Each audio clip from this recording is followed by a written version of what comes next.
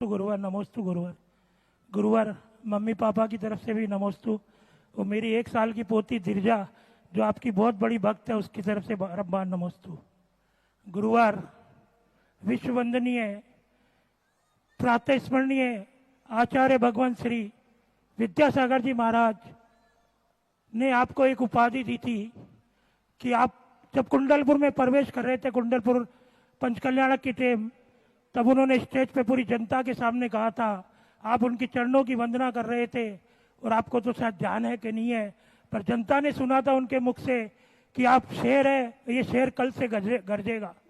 गुरुवार अभी 2-3 दिन से एक व्हाट्सएप चल रहा है, उसमें परिभाषा दी जा रही है शेर की कि शेर हमारे यहाँ अहिंसा का धर्म है, जैन धर्म अहिंसा का धर्म है और अहिंसा के धर्म में हम चींटी भी नहीं मारते। तो गुरुवार क्या भगवान आचार्य भगवान को अहिंसा की परिभाषा नहीं आती थी? अगर नहीं आती थी तो जो समाज के ठेकेदार है उनको आचार्य भगवान को बताना चाहिए था कि आप शेर किसको कह रहे, हम तो अहिंसा के पुजारी है, हम चींटी को भी नहीं मारते। तो गुरुवार वो समाज के ठेकेदार क्या आचार्य भगवान से भी ऊपर हो गए, उनसे भी ज्यादा ज्ञान हो गया उनको, और वो कहते हैं कि आचार्य भगवान हमारे भगवान है। तो आचार्य भगवान ने तो आपको उपाधि दी थी शेर की, तो ये कैसा विरोधाभास है गुरुवार, मैं समझना चाहता हूं आपसे। अब मैं क्या कहूं, मैं तो आचार्य श्री के मैं सदा परिचय देता हूं। एक बार किसी व्यक्ति ने कहा कि हम आपके साथ अतिशय शब्द क्यों लगता है, तो हमने इसको ध्यान नहीं दिया। लेकिन जब एक मुनिराज ने मेरे नाम लेकर अतिशयकारी बोला तो फिर मैंने कहा अब तो कोई दम है, क्योंकि एक मुनि महाराज बोल रहे हैं। तो फिर मैंने तुरंत सोचा, वो बोलते गए और मैं सोचता रहा कि मेरे में कौन सा अतिशय है, कौन सा अतिशय है, कौन सा अतिशय है। करीबन 20-25 मिनट तक उनका प्रवचन हुआ और 20-25 मिनट में मैं सोच पाया कि कौन सा अतिशय है। फिर मेरा नंबर आया। अरे मैंने कहा देखो भाई, अभी तक तो दुनिया बोलती थी, कोई प्रमाणिकता नहीं थी, और मैं लेकिन अब मुनिराज ने बोला है तो जरूर मेरे में अतिशय है, और मैं स्वीकार करता हूं कि मैं अतिशयकारी महाराज हूं। मैं वहां बोला था मैं अतिशयकारी महाराज हूं। अब सुनो मेरे में अतिशय क्या है।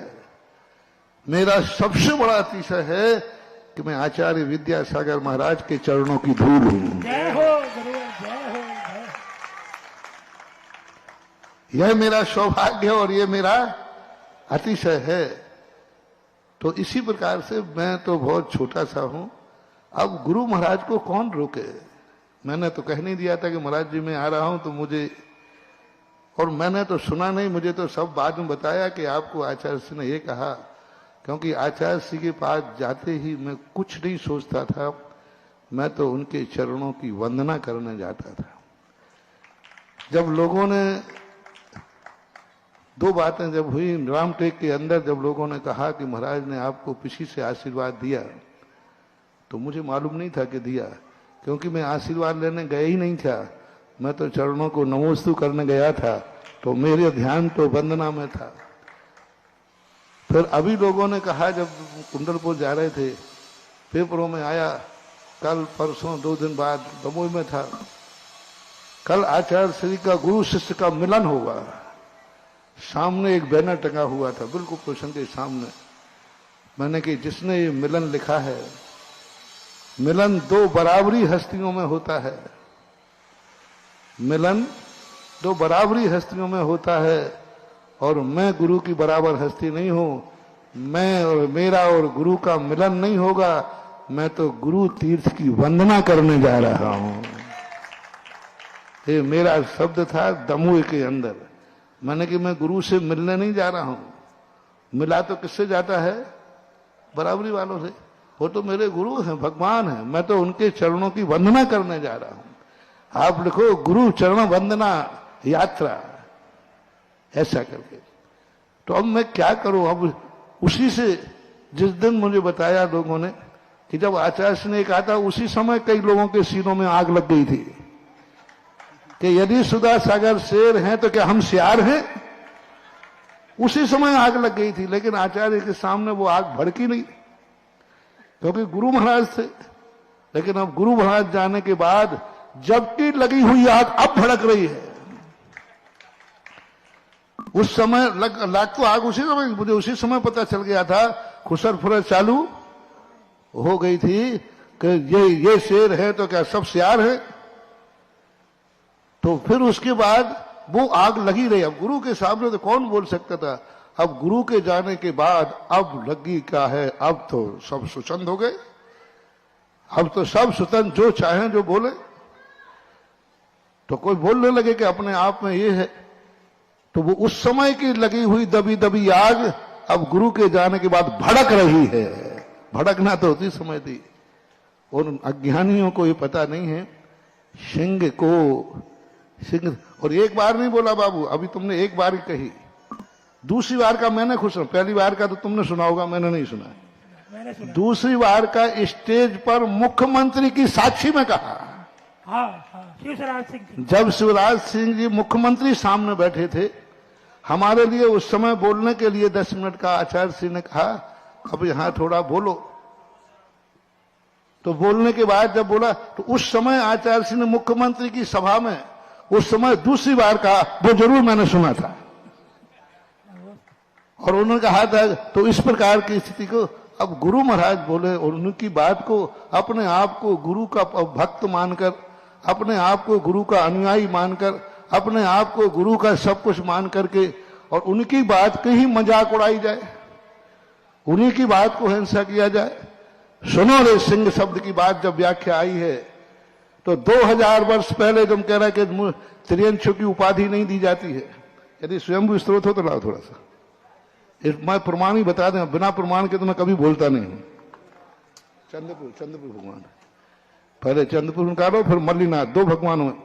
जब वहां पर तुम कहते हो कि ये उपाधियां त्रियंशु की, अरे तीर्थंकरों के लिए उपाधियां मिली हैं। चंद्रपुर भगवान के लिए समंत भद्र महाराज ने बाघ सिंह नादई, जब हे चंद्रपुर भगवान आप जिस समय बाघ के दहाड़ते थे, गर्जना करते थे, तो वादी प्रतिवादी अपने आप भाग जाते थे।